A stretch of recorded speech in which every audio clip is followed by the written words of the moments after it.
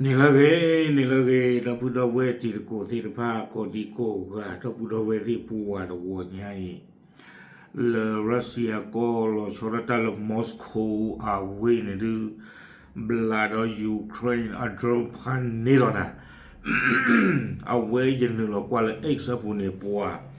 puwa pu lo da blue we da video clip ni da wa Moscow we da wa no gi u wa mu wa ba ye a ko da do ni pa thi ba le video bu lo pa pho lo ba da ni o nyo a myo myo lo ta ta lo ni du ta kha kho lo ta mi ta kho ni de ta no ko le kle mu kho ta no ko le hi te bu no ta no ko le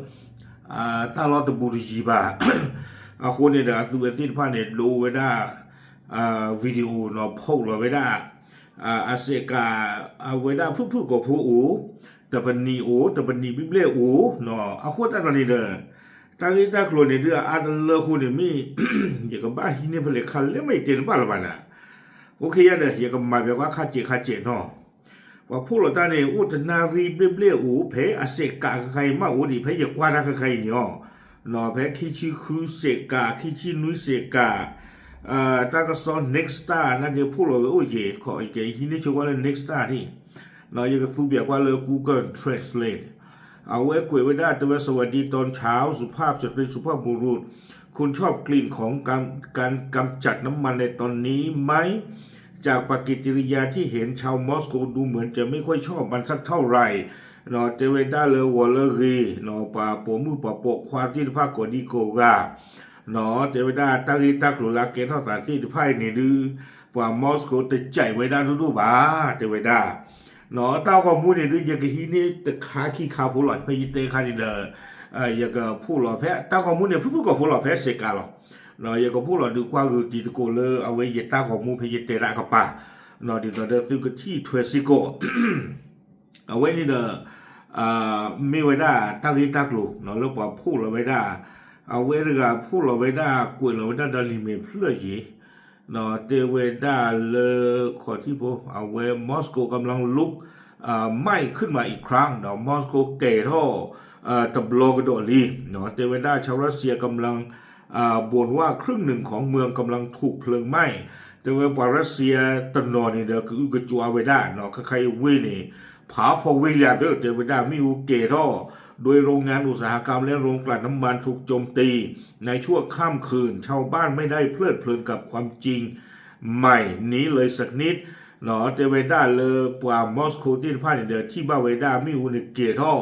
เนาะโรงงานที่ภาคเมรีกว่าเปโตรโลที่ภาคเมรี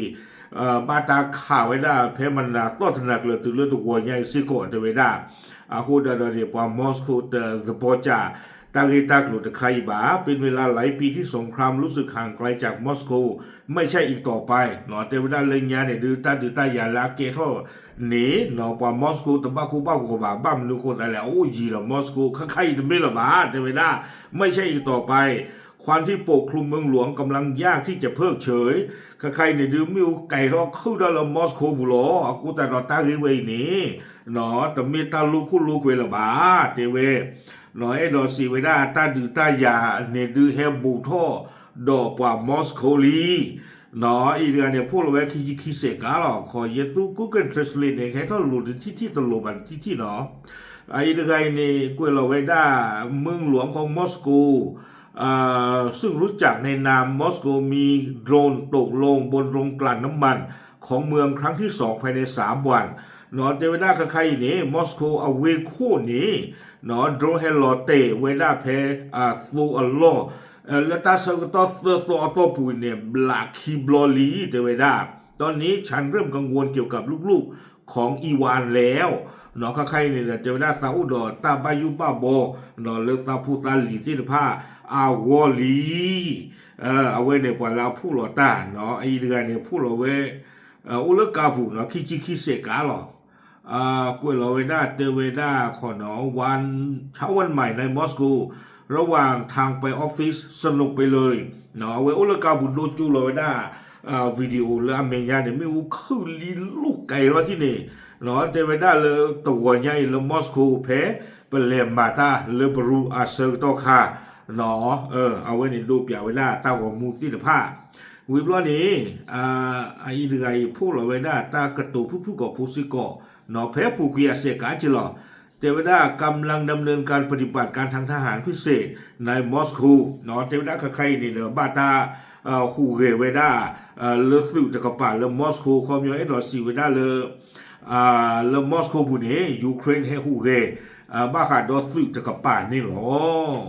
เนาะไอ้ใครเนี่ยพวกเราเทวดาการทิ้งระเบิดครั้งใหญ่ที่สุดในมอสโกเท่าที่เคยมีมาเนาะอีกการเนี่ยเทวดาเวอีมีเวดาตาเตอร์แล้วไม่ปูดูกัตเตอร์เลมอสโกเวเลตู้ที่ใจนอนบลอบาเนาะอาควตาตอนนี้เทวดาเลยมีคนกำลังเคาะโต๊ะแรงมากด้วยปากกาในสำนักงานฝูงโดรนในท้องฟ้าอีกแล้วโครงสร้างก่อสร้างที่ยังไม่เสร็จกำลังทำงานแทนระบบป้องกันภัยทางอากาศเอาไว้ทรานสเลตใครให้ทอดเอรูบาโดถ้าว่ามูบุเนี่ยไปที่บ้านเลยบ้านค่าเดมาตาที่ต่อจะโดรนที่ผ่านนี่อะไรอยู่จุดที่ปาเดปาลอตาตู้ท่ออามาแต่ที่ใจเราบูดเอาไว้เนาะวิดีโอค่ะ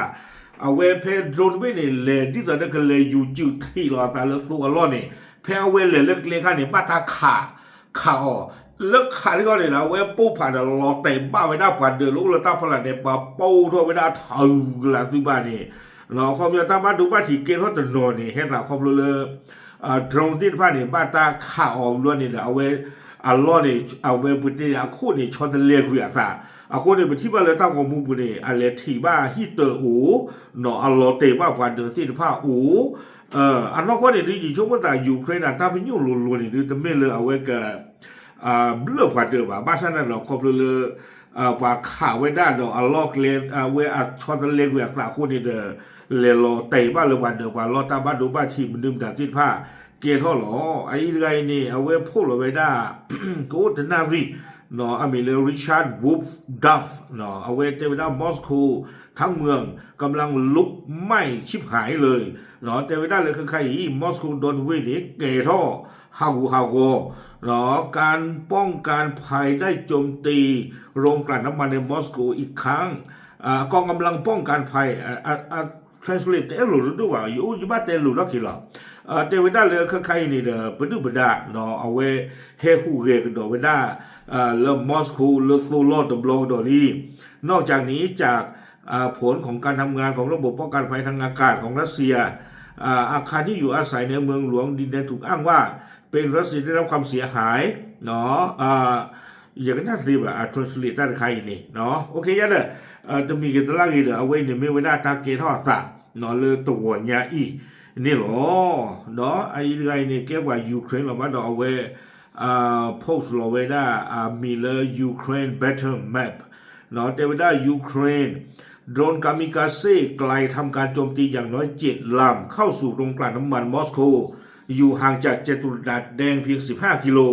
ใกล้ๆนี้เราได้โดรนและยูเครนอัตราโกไว้ได้กามิกาเซ่โดรนเนี่ยแต่จากนี้นี่นุยเบี้ยบ้านอนเลรอเตะไว้ได้เลสูอัลลอจอโจลตาดอจัตุรัสแดงเนี่ยแต่4 กิโลจัตุรัสแดงเนี่ยแต่ต่อข้อเลยเอาไว้ปูตินเคยข่าวไว้ได้ยูเครนเลยยาแต่ไว้ได้ขาดเลยนอแพ้เลยอัศวินที่ผ้าลอเบรเอามาไว้ได้ตามันอเมริเราปุกุยนี่เนาะจอจุลตาเดตาลอเวนี่เทต4 กิโลหรอเทเวดาเนาะคอมเนี่ยบูดุมาดอต่อมอสโกเคอร์ตาลีอาตานี่วิบลาเนี่ยเทเวดานี่คือโรงกลั่นที่ใหญ่ที่สุดอันดับ9ของรัสเซียเนาะเอาไว้ไม่ไว้ได้ฟูกันรอดูกัตเตอร์คุยเพื่อเลยรัสเซียก็เทเวดาจิจานี่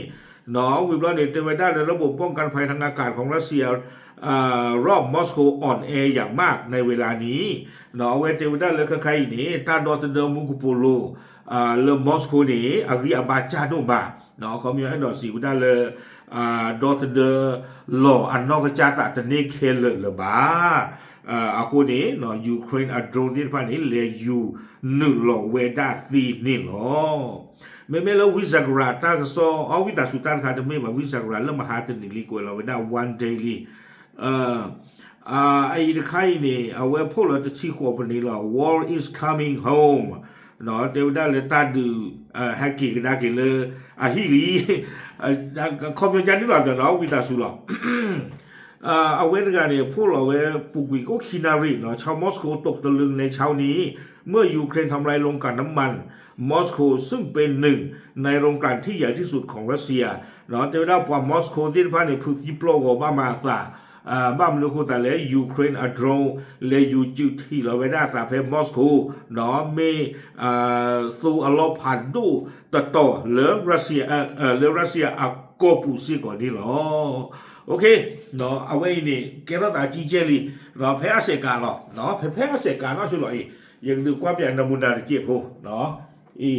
คือเราแกเราหูเราเนี่ยนี่พวกเราได้เนี่ยตั้งแต่โอ้คิดหัวเสกาเนาะช่วยหรอโอเคคิดหัวมันนี่วิตาสุเนาะโอเคเดี๋ยวตัวอย่างคือสมมติก่อนที่ว่าไทยหรอหรือเวรัสเซียก็ใครพันนี่หรอเนาะตาม